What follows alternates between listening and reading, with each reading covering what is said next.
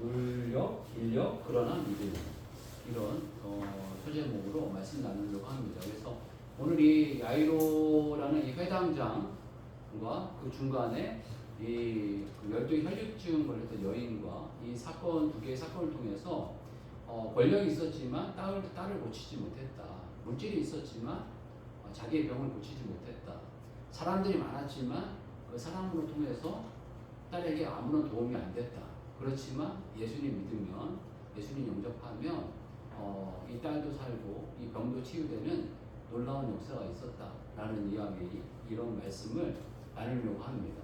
첫 번째로 보게 되면 이 회당장에게는 여러 가지 있었지만 첫 번째 좀 정리하는 측면에서 이야기하면 권력이 있었던 사람입니다. 회당장 하면 벌써 장이잖아요. 그러니까 이 어떤 그 당시에는 우리나라로 표현이 교회이기도 하고 목사이기도 한 어떤 분이기도 하고, 이게 교회 역할만 있었던 게 아니라 학교 역할도 있었거든요. 학교 역할도 있고 여러 가지 병원과 이런 모든 역할을 회당에서 했습니다. 많은 사람들이 회당에 모여서 배우기도 하고 교육도 받고 이런 어떤 일을 했기 때문에 이분이 회당장이니까 어떤 면에서 물질도 어느 정도 있었던 사람이고요. 특히 그 권력이 좀 있었습니다. 그 당시에 이 말씀, 우리나라도 많이 그랬지만 말씀을 가르치고 뭔가 하는 분에게 권위를 드리잖아요. 이 권위를 드리고 거기다가 말씀만 가르치냐, 어떤 교육에 대한 부분, 이게 신앙적인 부분뿐만 아니라 교육에 대한 부분, 어떤 질병에 대한 부분, 이런 부분까지 다 복합적인 거기 때문에 되게 권위가 있었던 분이에요. 권위가 있는데 권위가 있는 그 분이 또 인간관계가 안 좋으면 또 사람이 잘 안 붙겠죠. 그런데 오늘 이 본 말씀 보게 되면 그 후반절 갈수록 그 집에 사람이 많았다는 거예요. 이 사람이 많고 이 사람이 많이 있었다면 뭔가 이게 덕망이 있었던 그런 사람인 것으로 이렇게 보입니다. 그 여러 가지 이제 권세도 있고 권력도 있고 뭔가도 가능하고 이런데 자기 딸에게는 도움이 하나도 안 되는 거예요. 자기 딸에게는 도움이 안 되는 거예요. 어떤 분들 이야기하니까 요즘에도 그게 통하는가 봐요. 병원에 아는 사람이 있으면 예약이 빠르다고 그래요. 어떤 분들 보면 요즘에 대학병원들 예약하기가 특히 어렵잖아요. 의료 파업 나오고 막 이래가지고 어려운데 대학병원이나 아무데나 그 아는 분만 있으면 좀 빠른가 봐요. 하다못해 그 청소하는 분한테만이라도 이렇게 연락이 되면 그 다음에 이렇게 연줄 해가지고 이렇게 뭐 간호사나 이런 것들 연줄 해가지고 그나마 그게 좀 되는 모양이에요. 그러니까 이분이 뭐 인력도 있었죠. 그 권세도 있었죠. 다 뭔가가 있어서 뭐 이렇게 했지만 정작 자기 딸에게는 아무런 도움이 안 되는 상황이에요. 얼마나 이게 참 마음이 그러겠어요. 특히 그 아빠들이 딸이 아픈데 아무것도 못한다. 이건 뭐 말이 안 되고 이건 속이 뒤집히는 그런 상황이에요. 이런 상황에 놓여있는 이때에 참 이분이 지혜로운, 뻣뻣하지 않고 주님께 나와가지고 무릎을 꿇는 거예요. 이 너무너무나 그 참 멋진 모습이고 이분이 얼마나 철저히 깨졌는지를 이야기합니다. 권세가 있고 권력 있는 사람들, 그 남자들 뭐 하죠? 가오예요, 가오. 우리 직분도 없으면서 가오 잡잖아요. 지금 우리나라 사실 뭐가 있었는데 아무것도 없었지. 아무것도 없었는데 남자들 괜히 쓰잘데기 없는 가오만 있었는데 이분 보면 가오 잡는 사람들이 남의 눈을 그렇게 의식을 많이 해요. 그런데 21절 보게 되면 예수께서 배를 타시고 다시 맞은편으로 건너가시니 큰 무리가 그에게로 모이거늘 이에 바닷가에 계시더니 라고 했는데 큰 무리가 모였다는 거예요. 그런데 이 회당장이 한 일이 뭐냐 하면 22절 보게 되면 예수를 보고 발 아래 엎드려. 권력이고 뭐고 체면이고 뭐고 없다는 거예요. 살려만 달라는 거예요. 살려만 달라는 거예요. 예수님 살려주세요. 살려만 주세요. 제 딸이 죽게 생겼어요. 제발 살려주세요. 이런 마음으로 그냥 엎드리는 거예요. 어떤 부분에서 이 회당장 입장에서는 이게 쉽지 않았을 겁니다. 그런데 우리 인생 가운데 하나님께서 분명히 우리를 낮추실 때가 있어요. 무너뜨리시고 깨뜨리시고 정말 이렇게 추접스럽게 만들고 참 뭐라고 그럴까요? 폼 안 나게 만드실 때가 분명히 있습니다. 그럴 때 폼 안 나야 된다는 거예요. 정말 그 속된 표현으로 보면 쪽팔릴 때 철저히 쪽팔려야 된다는 거예요. 낮아질 때 철저히 낮아져야 된다는 거예요. 저도 이거 잘하고 있나 제 자신에게 많이 물어보게 되더라고요. 하나님께서 낮추시는데 길을 쓰고 높아지려고 하면 절대 안 돼요. 하나님께서 낮추시는 상황이 우리들에게 벌어지면 아무 말 하지 말고 납작 엎드려야 돼요. 하나님, 저 낮은 사람입니다. 가난하게 만드시면 철저히 가난한 모습으로 우리가 살아야 돼요. 우리가 정말 쌀 못 먹고 라면 끓여 먹어야 될 상황이면 라면 끓여 먹고 굶어야 될 상황이면 굶어야 됩니다. 그렇게 낮아질 때 하나님 높여주셔요. 하나님 높여주십니다. 이런 장면을 생각하면 생각나는 분이 다윗입니다. 다윗 사무엘하 16장 11절에 12절 한번 보시죠. 사무엘하 16장 11, 12절입니다.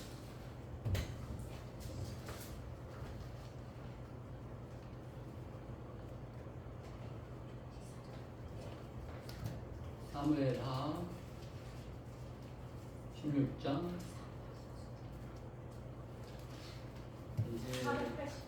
네, 페이지를 얘기해 주시죠. 489페이지예요.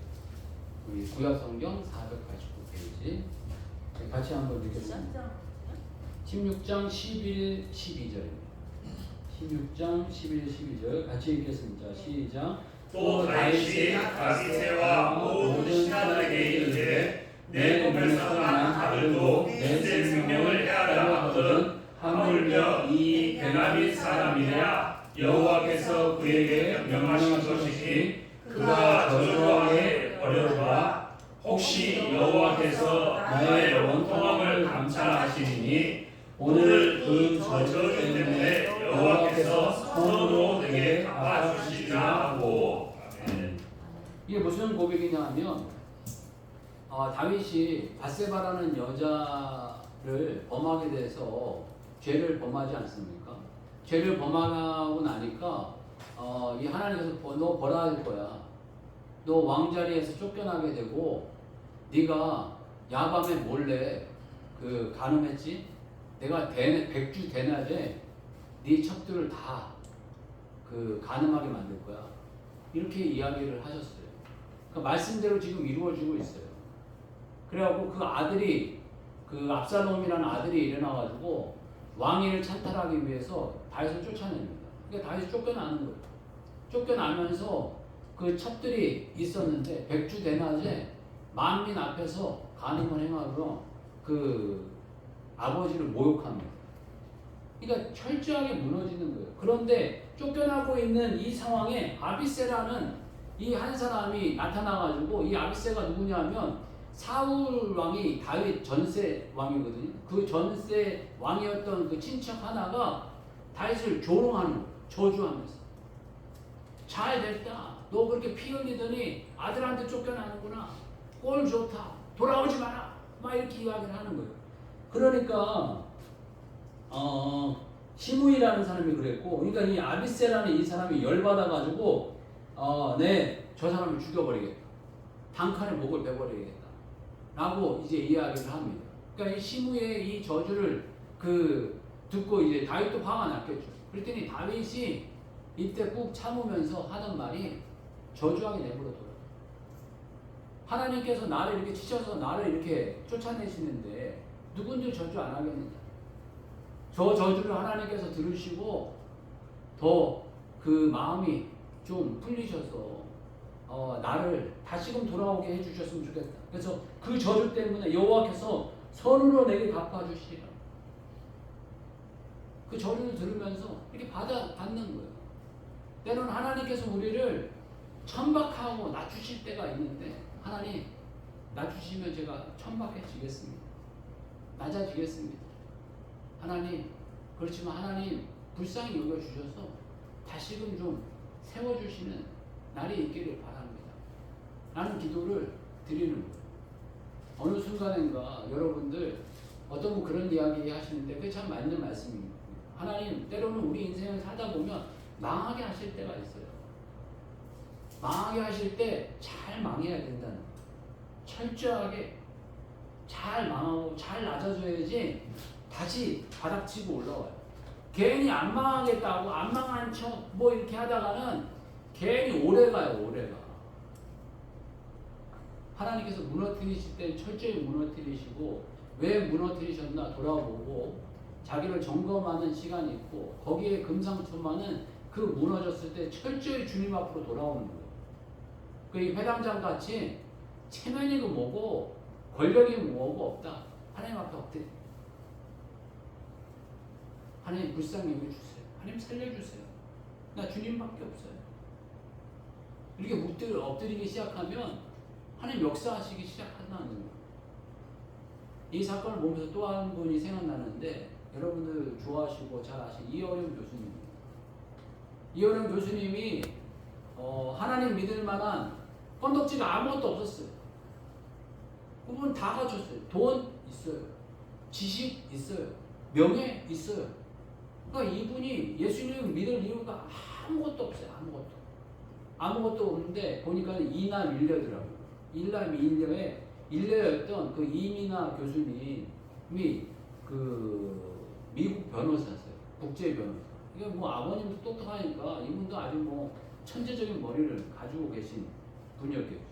그런데 이분도 뭐 당연히 똑똑하시고 모든 걸 다 갖췄는데 결혼하셔가지고 좀 어려움을 겪어서 이혼하시게 됐어요. 이혼하시게 됐는데 암도 걸렸어요. 암도 걸렸는데 자녀 또한 약간 어려움이 있었어요. 그러니까 여러 가지를 겹치니까 그 가정에 하나님을 만나는 거예요. 나중에 목사까지 되는 거예요. 그러면서 아버지를 전도해요. 그런데 이 아버지가 기가 막힌 거예요. 돈도 있고 권력도 있고 다 했는데 죽어가는 딸을 살릴 수가 없는 거예요. 내가 다 가졌는데 내가 대한민국에서 못할 게 없는데 좋은 병원 얼마든지 될 수 있어. 좋은 의사 될 수 있어. 돈 내가 다 될 수 있어. 그런데 죽어가는 딸에게는 아무런 소용이 없는 거예요. 무남동녀 외딸인데 이거 딸 하나 있는 이 딸을 어떻게 할 줄을 모르는 거예요. 그러니까 이 이현은 교수님이 이 무력함을 느끼는 거예요. 그러면서 전도를 하니까 네가 믿는 예수님 그래 나도 한번 믿어보겠다 라는 마음으로 이 이현은 교수님이 워낙에 지식이 있고 그러니까 버티시다가 나중에 이 이민아 교수님이 박사님이 이제 돌아가시게 되면서 나중에 예수님을 영접하게 됩니다. 영접하신 또 이분이 또 지적으로 그러니까 예수님을 바라볼 때 또 철저하게 바라보시죠. 철저하게 바라보시면 여러 가지 이야기를 하시는데 나중에 뭐 그런 이야기도 나누겠지만 오병이어의 사건을 예수님의 일탈로 보시더라고요. 또 특견이신 것 같아요. 예수님은 우리들에게 물질적인 풍성함을 별로 주시려고 하시지 않았다는 거예요. 영적인 것을 주시려고 했는데 인간들이 하도 원하니까 얘다 먹으라라고 주신 게 오병이어라는 거예요. 그 예수님의 일탈이라는 거예요. 그리고 그 일탈을 해마치 도망가 버리시죠. 왕 상태 따라 도망가 버리시죠. 그러니까 이 이현우 교수님이 참 대단하시다. 이 깊은 분이시다. 이런 어떤 느낌이 들고 하여간 그런 어떤 젊은이들에게 계속적으로 이 복음 전하는 사역을 나중에 하시다가 인생을 마무리 지시는 사역을 하셨는데 이 무력감 속에서 이렇게 예수님께 돌아오는 사건이 일어나게 됐다는 거예요.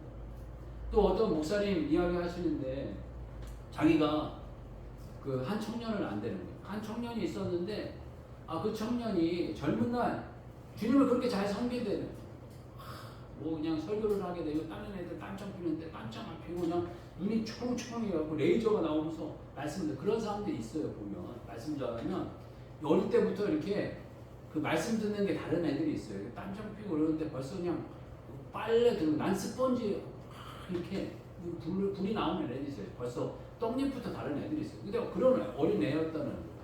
그럼 기도하라고 그러면 기도 열심히 하고, 봉사하라고 봉사 열심히 하고, 막 이런 아이였는데, 이 친구가 미국에 가가지고, 사업을 했는데, 벤처 기업을 하다가 쫄딱 망해버렸대요. 뭐 똑똑하고 이렇게 열심히 했는데 쫄딱 망하니까, 이 친구가 뭐, 할 건 없고, 뭐 그러니까 결국에, 그래, 교회나 가자. 그렇게 되는 거예요. 시간도 많은데, 교회 봉사나 하자. 이렇게 되는 거예요. 그래서 교회 봉사 열심히 하고 막 이렇게 하고 이러는데 교회에서 그 웹페이지를 만드는 사람을 찾습니다. 뭐 이렇게 얘기를 한 거예요. 그러니까 이분이 이제 IT 쪽에 일을 했으니까 그럼 제가 할게요. 이제 그렇게 해가지고 그 웹페이지를 잘 만들고 웹페이지를 만들어서 잘 봉사를 하니까 교회 이제 여러분들이 어이구 너무 잘하네요. 뭐 이렇게 되다가 그럼 이것도 해보실래요? 이것도 해보실래요? 그러다가 벤처기업을 크게 하게 된 분이 됐다라는 이야기를 듣게 됐어요. 그러면서 우리의 인생을 어려움 있고 고난 있고 이럴 때는 다른 거 없어. 하나님 다른 거 없어요. 살려주세요. 낮추시는군요. 안 높아지겠습니다. 거지 되겠습니다. 무식해지겠습니다. 하나님 욕 먹겠습니다. 저 욕이 변하여서 하나님 나에게 복이 되게 해주세요. 아멘. 세상 사람들 아무리 욕해도 하나님 복 주시려면 복 주시는 거예요. 하나님 변하시면 그 욕이 변하여 그 화가 변하여 복이 되는 그런 역사를 하나님 일으키실 분이라는 걸 저희들 기대하고 소망했으면 좋겠습니다. 아멘. 권력으로 안 된다 이런 얘기 하시고요. 두 번째는 돈으로 안 된다는 거예요. 이 여자 가진 돈을 다 허비했지만 아무것도 얻은 게 없었다 라고 이렇게 표현하고 있어요. 그 26절 보면은 많은 의사에게 많은 괴로움을 받고 가진 것을 다 호위하였을 때 아무 효험이 없고 도리어 더 중하여졌던 차에 가진 걸 다 버렸지만 돈으로도 아무것도 할 수 없었다 이런 표현을 하고 있고요. 세 번째는 인력으로도 아무것도 안 된다 라는 표현을 하고 있습니다. 여기 회당장 집에 갔더니 사람들이 와서 뭐 35절 보면 아직 예수께서 말씀하실 때 회당장의 집에서 사람들이 와서 회당장에게 이르되 당신의 딸이 죽었나이다 어찌하여 선생을 더 괴롭게 하나이까. 사람들이 많았다는 거예요. 그러니까 걱정하는 사람, 근심하는 사람, 또 나름대로 뭐 기도해 주는 사람 이런 사람들 많았던 모양이죠. 많이 있었는데 다 필요 없다는 거예요. 그래서 거기에 모든 사람들을 다 내쫓아 버리셨다 이렇게 표현하고 있습니다. 그래서 뭐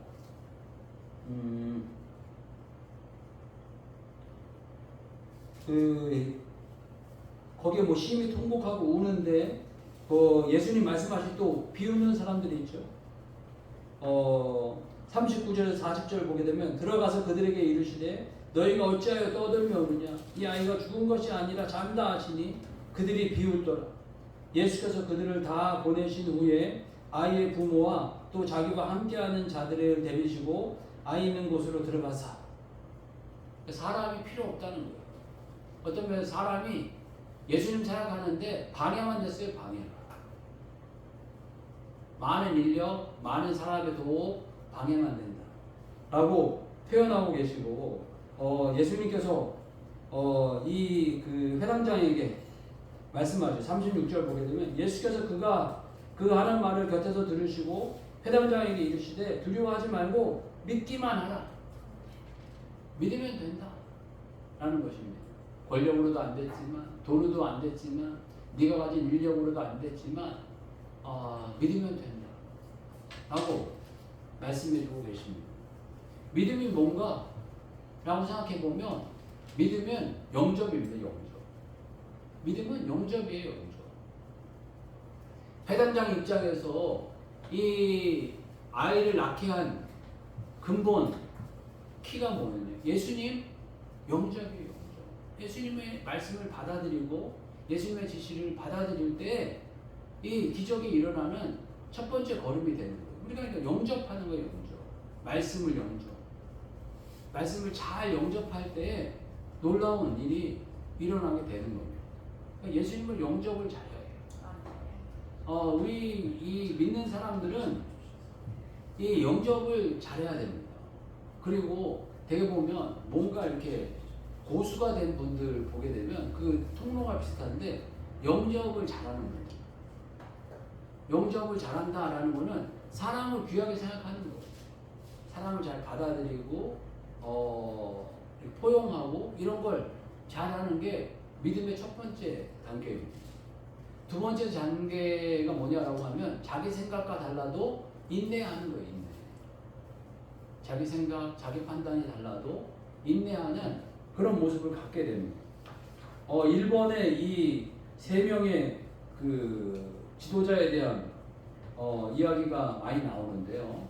오다 노부가나와 도요토미 히데요시, 그다음 도쿠가와 이에야스라는 이 세 명의 지도자를 이야기를 많이 합니다. 그러니까 우리나라 1500년도니까 조선시대 임진왜란 때 있었던 이 세 명의 지도자인데 이 세 명의 지도자의 어떤 그 특징이 많이 달랐어요. 많이 달랐는데 이 세 명의 특징을 인내적 측면에서 보게 되면 그 소쩍새 비유해서 이 얘기를 많이 하는데 이 소쩍새가 울지 않는 소쩍새가 있으면 오다 노부가나는 여러분 어떻게 하시겠나 한번 생각해 보세요. 울지 않는 소쩍새가 있으면 죽여버린다 라는 게 오다 노부가나예요. 그 다음에 도요토미 히데요시는 울지 않는 소쩍새가 있으면 울도록 유도한다 라는 거고요. 그 다음에 도쿠가와 이에야스는 울지 않는 소쩍새는 울 때까지 기다린다 라는 게 이 사람들의 리더십에 대한 이야기가 이 특징이에요. 근데 오다 노부가와라는 사람은 이 울지 않는 두려새는 죽여버린다 라는 이런 어떤 이야기는 어떤 그 목적을 이루기 위해서 그 필요 없는 수단은 없애버려라. 그리고 개혁가, 도전가 이런 어떤 특징이 있어요. 근데 아무래도 제 특징 가운데 하나가 약간 이런 스타일인 것 같아요. 울지 않는 두려새는 가만히 참고 있다가 차단해버리는 그런 어떤 급한 성격이 저에게 있고, 그러다 보니까 이 사람이 개척자인데요. 일본을 천하통일하는데 이 개척자의 이 마인드를 가지고 있는 이 사람이 뭐를 했냐 하면은 총을 구입합니다. 총을 구입해서 3,000명에게 소총수를 만듭니다. 3,000명의 소총수를 만들어서 이 당시에 그 일본을 천하통일하는 기초를 만들어냅니다.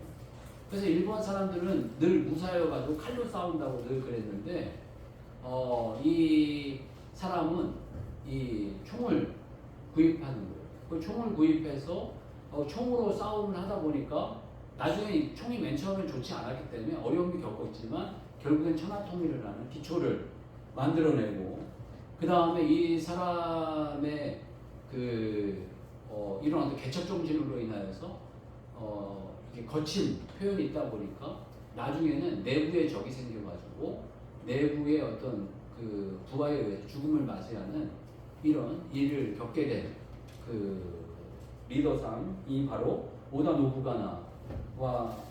노부가나라는 사람인데, 이분 때문에 만들어진 유명한 말이 있는데 그게 뭐냐 하면 무대뽀라는 소리예요. 무대뽀라는 소리가 무슨 소리냐면 대포가 일본어로 포라는 얘기거든요. 그러니까 포가 없이 덤비는 사람들, 소총이 없이 덤비는 사람들, 대책 없이 덤비는 사람들. 이 사람은 대포가 있었잖아요. 대포를 가지고 있어서 전략이 있었지만 무대포로 덤비는 사람들한테 대포가 있는 사람을 이길 수 없다라는 의미로 이 오다 노부가나의 이런 무대포라는 이야기가 나오고, 두 번째 사람은 도요토미 히데요시라는 사람인데, 울지 않는 사람은 울지 않는 두견새는 울도록 유도한다라는 이런 어떤 리더십인데, 이 사람은 학창시절에 너무너무 어려웠어요. 아버지가 일찍 돌아가셔가지고 양아버지가 왔는데 양아버지가 이 사람을 막 학대하고 때렸어요. 그러다 보니까 이 사람이 나와가지고 이 거지로 아주 어렵게 살았어요.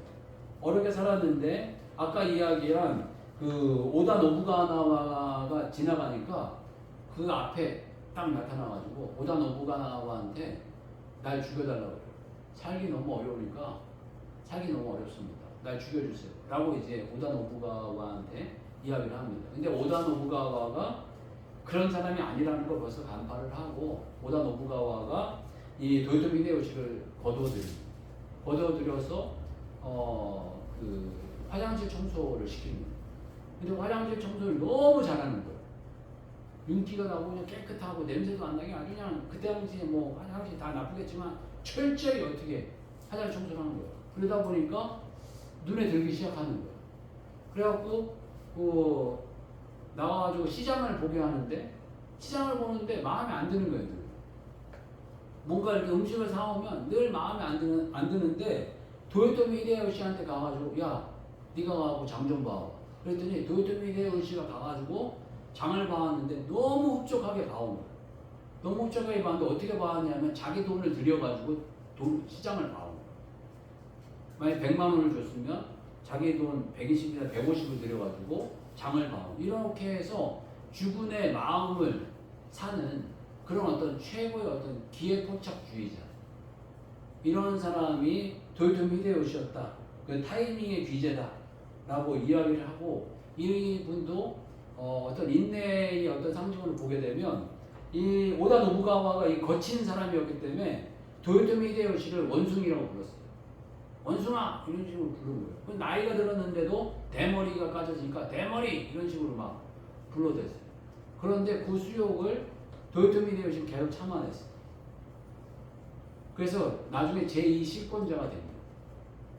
그런데 천하통일은 잘 이루지 못하고 임진왜란도 일으켜서 우리나라에 정복하려고 하는 어떤 전략적인 사람이 됐지만 이 사람은 이렇게 타고난 전략가였지만 무너지게 되고 마지막 인물이 도쿠가와 이에야스는 인내의 상징으로 이야기합니다.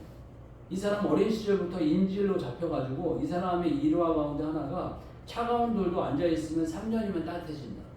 이런 이야기를 합니다. 그러니까 이 인내하면 뭔가가 돌아온다. 라는 어떤 사람입니다. 그래갖고 이 오다 노부가와나 도요토미 히데요시 밑에서 아주 무시받고 전혀 이렇게 등장하지 않았던 인물이었음에도 불구하고 인내하고 참아내면 자기에게 기회가 온다라고 받아들이면서 성장한 인물인데 이분의 이제 늘 하는 이야기가 과유불급, 지나치지 마라. 그러니까 인질로 잡혔었기 때문에 지나치지 않을 것을 늘 강조하는 그런 인물입니다. 그리고 인내의 리더십을 이야기하는데 이 장면은 제가 되게 싫어하는 장면인데 일본은 좋아하는 것 같아요. 왜냐하면 이게 도요토미 히데요시가 나중에 죽고 아들이 이제 성장을 하는데 도요토미 히데요시 같이 대단히 전략적이고 진취적이고 이런 게 좀 있었는 것 같아요. 그러니까 22에 이 도요토미 히데요시 아들이 천하통일을 하다시피 합니다. 그런데 그 약세였던 도쿠가와 이에야스가 75세였대요. 75세였는데 나중에 그 오사카 성이 그 요새였던 것 같아요. 대단히 이렇게 높은 절벽에 그 깊은 강을 가지고 있는 그 요새였는데 이 도요토미 히데요시 도쿠가와 이에야스가 도요토미 히데요시 아들한테 이제 평화의 시대가 됐으니 이 그 오사카 성과 이 땅을 잇는 뭐라고 할까요? 이 해로를 만들자라고 이야기를 했어요. 그래서 도쿠가와 그 오사카 성을 접근하기 좋게 그렇게 만들어요. 그래갖고 1년 후에 이 히데요시 아들을 정복해서 죽이게 됩니다. 그러니까 이 도쿠가와 이에야스는 너무 잔인한 거죠, 한마디로. 그러게 전략적으로도 이렇게 좀 얍삽한 이런 어떤 전략을 핀 리더이고 기회주의자고 기다리는 인내의 상징이었는데 천하통일의 주군이 된 사람이 누구냐라고 하면 이 도쿠가와 이에야스예요. 그리고 여러분들도 이제 되게 보면 이 세 인물이 있다면 이 인물 중에 누가 제일 좋습니까? 라고 이야기하면 아마 한국 분들은 첫 번째였던 오다 노부가와가 아닐까. 어떤 면에서 성질은 급하지만 개혁적이었고 진취적이었고 뭔가 어떤 새로운 문물을 잘 받아들여서 기초를 닦은 인물을 우리가 선호하지 않을까라는 제 개인적인 생각인데 일본 사람들은 이 세 사람 가운데 누구를 제일 선호하냐 하면 도쿠가와 이에야스예요. 인내의 리더십. 그리고 결과는 어차피 이 세 사람 가운데 천하통일을 이룩한 사람은 도쿠가와 이에야스뿐이다.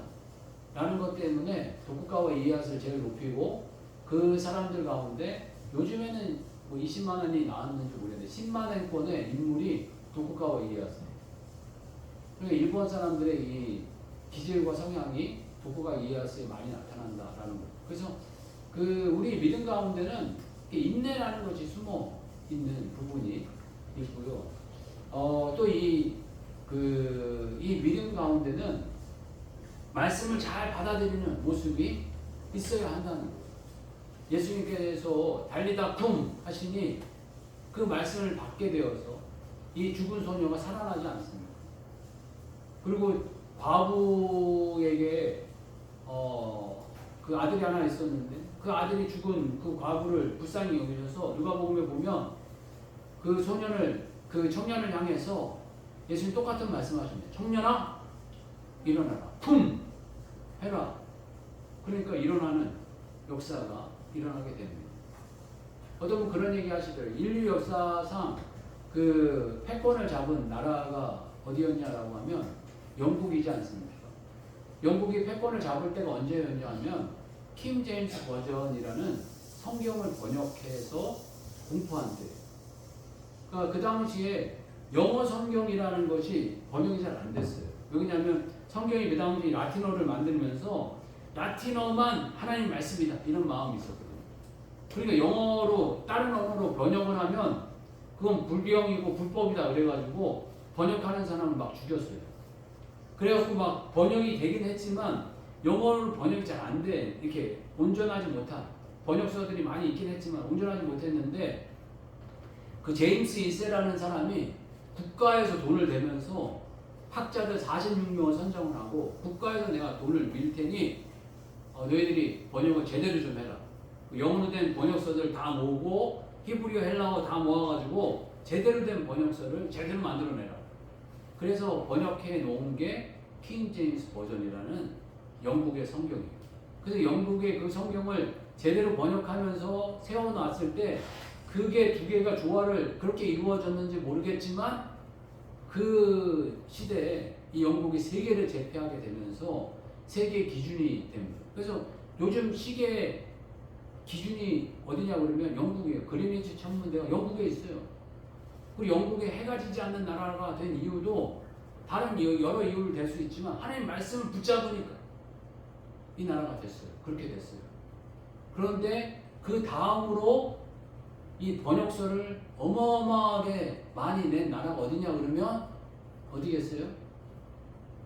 맞죠? 미국이에요. 미국이 그 킹 제임스 버전이 나온 이후에 나름대로 번역을 많이 했어요. 그래 NIV라는 것과 해가지고 여러 가지 번역서들을 많이 냈는데 정말 수많은 번역서들이 있어요. 그 성경에 대한 번역서가 많다는 거는 애정이 많고 열정이 많고 이 말씀으로 기준 삼으려고 하고 말씀 외에는 없습니다 라는 고백이 그 외에는 그 고백 속에 나오는 거예요. 그 고백서 가운데 그렇게 나와가지고 이 나라의 패권을 어디가 잡았냐? 미국이 잡고 있어요. 미국이 잡고 있고 그 번역서 가운데 우리를 개혁 개정판이라고 표현하잖아요. 그 개혁 개정판의 그 근본이 미국 그 번역서를 우리가 기준으로 삼고 있다라는 어떤 표현이에요. 그런데 제가 보니까 미국 다음으로 이 성경 번역을 가장 많이 낸 나라가 어디냐 그러면은 어디인 것 같으세요? 우리나라예요, 우리나라. 그래서 우리나라가 뜬금없이 K-푸드, 뭐 K-팝, 뭐 K-문화, K-컬처 막 이래가지고 막 뜨고 있잖아요. 막 뜨고 있는 이유 가운데 제 믿음의 고백 가운데 하나가 바로 이 성경 번역 때문이에요. 아멘. 우리가 이 성경 번역서가 우리가 많이 안 가보지만 제가 아는 것만 해도 한 20개가 넘어요. 번역서들이. 막 출판사들이 경쟁하듯이 출판사별로 막 번역서들을 냈어요. 우리가 기준으로 이렇게 딱 그 공식으로 번역한 거는 3-4가지밖에 안 되지만 공식적인 번역은 표준세 번역, 공동 번역, 그 다음에 요즘에 우리가 쓰고 있는 개혁 한글판, 개혁 개정판 이런 것들이 공식적으로 나온 거지만 그 출판사별로 나온 그 성경들 있잖아요. 뭐 쉬운 말, 현대어, 현대인의 성경 막 이런 거지. 뭐 비전 성경 뭐 이런 것들이 출판사별로 막 경쟁하듯이 이렇게 해가지고 번역을 낸 거예요. 그럴 만하니까 분위기가 그렇게 된 거죠. 그런데 이거 하나님 기뻐하시는 일이라는 거예요. 아멘. 좋아하시는 일이라. 그런데 요즘에 불안한 게 그런 번역서들이 잘 안 나오고 못 나와요. 이게 책을 안 읽으니까 출판사들이 그렇게 낼 수 있는 돈과 여력이 없는 거예요. 이거 여러분들 좀 기도하셔야 돼요. 저희들 한글만의 어떤 번역서를 가지고 있어서 우리가 번역서를 다양하게 낸다는 건 그만큼 관심이 있고 애정이 있고 물질을 쓴다는 이야기인데 그만큼 물질과 애정을 안 쓴다는 표현이거든요. 그러니까 저희 이 말씀의 기준을 잡을 때 하나님 그 말씀만 기준을 잡은 게 아니라 그 나라의 패권과 영향력을 하나님 함께 주셨다는 거 기억하면서 이 패권 안 뺏기기 위해서라도 저희들이 말씀을 기준 삼고 말씀을 기준 삼으면 패권이 우리들에게 온다. 여러분 상황과 여건이 어렵고 힘들더라도 우리가 믿음으로 말씀의 패권을 잡고 있으면 그 방향이 우리들에게 온다. 아멘. 방향이 우리들에게 온다. 우리들에게 오게 하신다. 라는 것을 저희들 믿고 나아가는 주의 종들 되시길 축복합니다. 아멘. 같이 한번 기도하겠습니다. 기도할 때 저희들 달리다 본 하시면 일어나게 하십니다. 아멘. 믿으면 우리가 오늘 인대의 시간도 있지만 분명히 기준 삼으면 그 분위기와 방향이 우리들에게 온다라는 것을 저희들 믿고 나가는 종들 되게 해달라고 같이 한번 기도하겠습니다. 주여 한번 외치고 같이 기도하겠습니다. 주여